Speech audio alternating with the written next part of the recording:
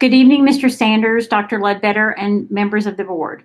Tonight we are here to give you our yearly update of MPowered. We will share with you this evening what we have accomplished in 2019-2020, year 3 of our plan, and where we are heading in 2021, year 4 of our plan.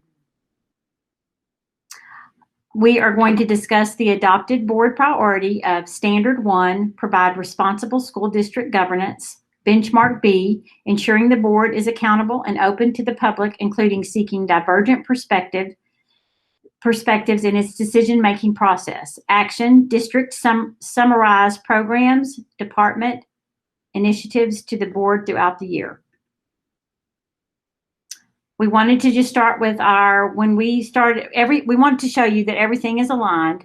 Our district alignment all came from our strategic plan, which we did in 2015. And from the strategic plan is how we develop our district improvement plan yearly. Those are our goals. They come directly from the strategic plan.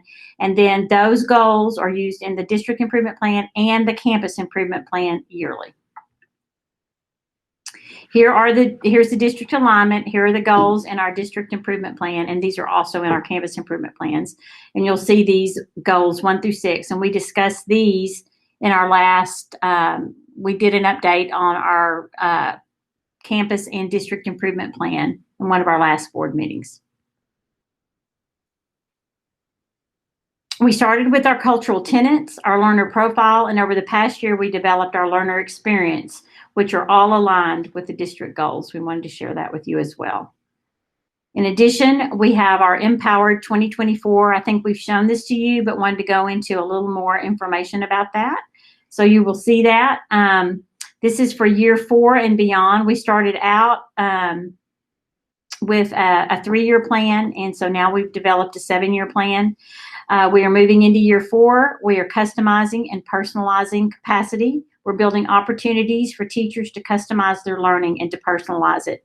Building capacity for virtual learning with choice in selecting professional development. And I think you'll see that as we talk about some of the opportunities that our teachers have had for PD. You will see the full 7-year plan here working towards 2024. So let us begin with the empowered creativity and purposeful planning with our professional development. We have studied John Hattie's visible learning research, which is a meta-analysis of over 10,000 studies. For the past 50 years of technological advances in education, there is still a dominant tell and practice model. From the time the strategic plan began to go from vision to reality, professional development for teachers was a focus. As we have progressed and continue to study the research, our professional learning, collaboration, and coaching support continues to be at the top of the list for barriers to integration. So let's review this past school year's data, starting with this past summer's academy. And at the end of this presentation, we will discuss more about this coming school year. We continue to customize our summer academies for our teachers, providing them with many choices and focusing on teachers teaching teachers. So this past summer, we actually had teachers attend 1 day of live virtual sessions, which were all recorded. For their other 6 hours, teachers could choose between the sessions or recorded sessions and district-approved webinars. There were over 60 sessions conducted by teachers and district specialists, as well as trainings on our new high school ELAR curriculum. Here you will see the data from our Empowered Summer Academy from when we began this in 2017 through 2020. The 2020 Empowered Summer Academy was all virtual this year, with our data feedback all anonymous. Again, with over 60 sessions available, our teachers were able to find several trainings that connected to their teaching. We always want to make sure our trainings not only impact a teacher's teaching, but also student achievement. 98% of our participants agreed that this training will improve their teaching and their students' achievement.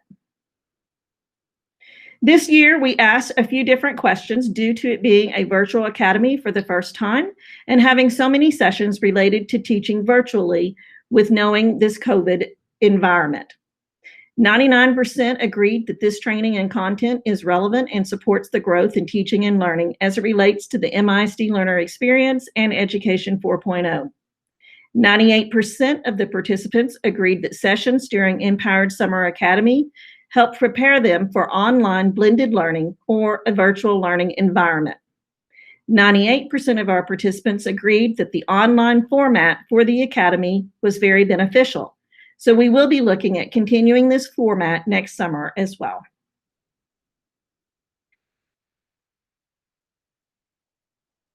This past year, we continue to move from structured to more customized, especially during our iPlan days. This year, each district PLC set their own goal of what they wanted to focus and accomplish during these days. We also had half days continued on campuses for additional planning and collaboration with their campus teams.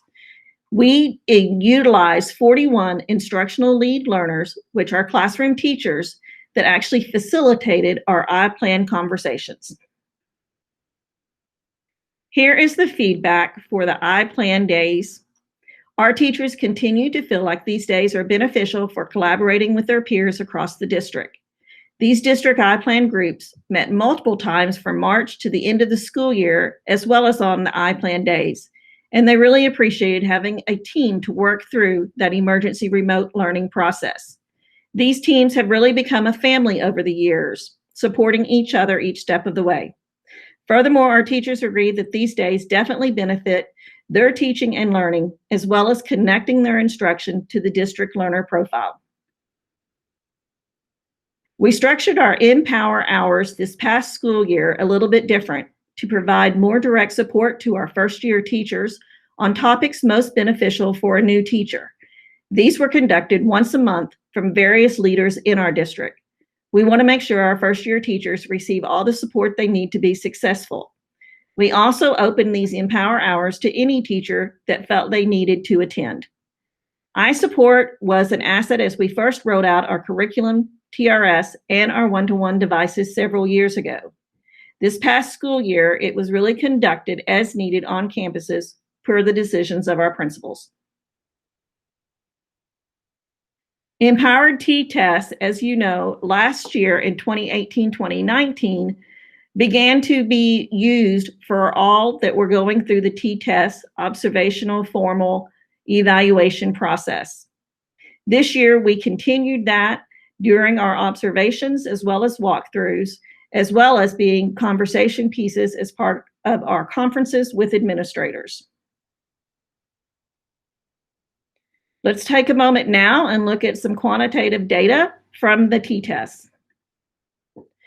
Again, 17-18 is when we rolled out the MPowered TTESS domains, which were not formally scored in the dimensions for year one.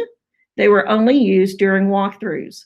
In 2018 and through 2019, as well as this past school year, teachers on the full TTESS cycle were formally evaluated in the MPowered TTESS dimensions. When we look at the MPowered TTESS planning, Domain 1 discusses the teacher designing lessons using the district curriculum, effectively integrating appropriate digital tools. The levels are distinguished all the way through improvement needed. You can see our scores from 2019-2020 compared to 2018 and 2019 of the percentage of teachers at each level. 9.4% more MISD TTESS cycle teachers scored at accomplished or higher in 2019-2020 versus the 2018-2019 school year. If we look at Domain 2 for instruction, it discusses utilizing the district curriculum, and the teacher enhances student-centered learning with the integration of digital tools. Again, you will see the comparison from this past school year to 2018-2019. 11.2% more MISD TTESS cycle teachers scored accomplished or higher.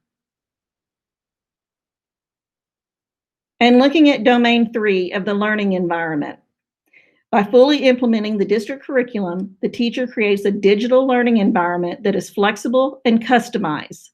Again, you will see the percentages from 2019-2020 compared to 2018-2019.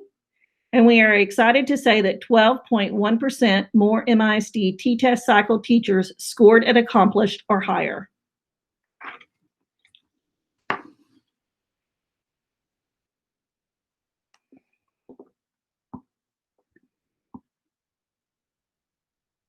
Our second set of data, quantitative data, is for accountability. This reflects TEA's new accountability ratings, and for the 2019-2020 school year, the ratings will roll over from 2018-2019 because of COVID. We did not test this year, so the ratings will carry over from the previous year.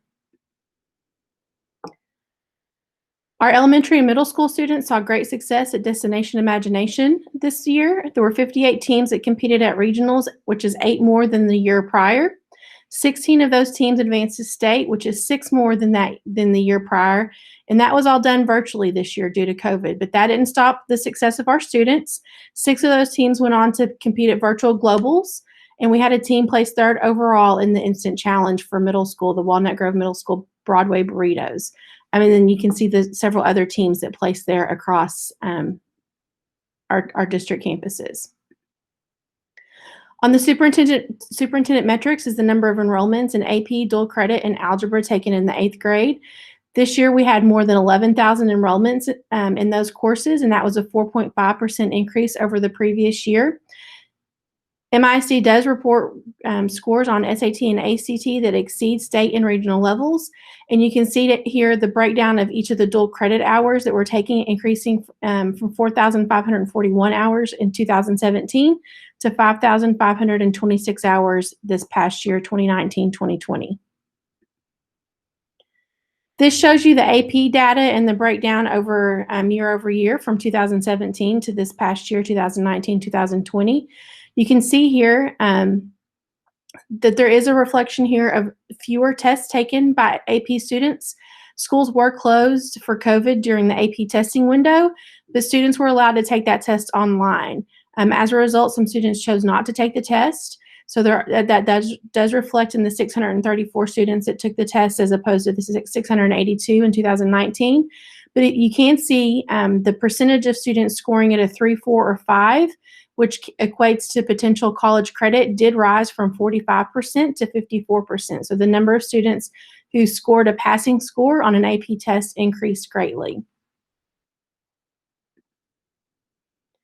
Looking at personalization and customization of capacity moving into year 4. Our goals this year with Empowered Summer Academies, as Becky mentioned earlier, was to provide fully virtual academy. There were over 60 sessions provided for teachers, by teachers, for teachers. We focused on best practices in a virtual environment and then modeled those best practices for teachers in their virtual environment that they learned in.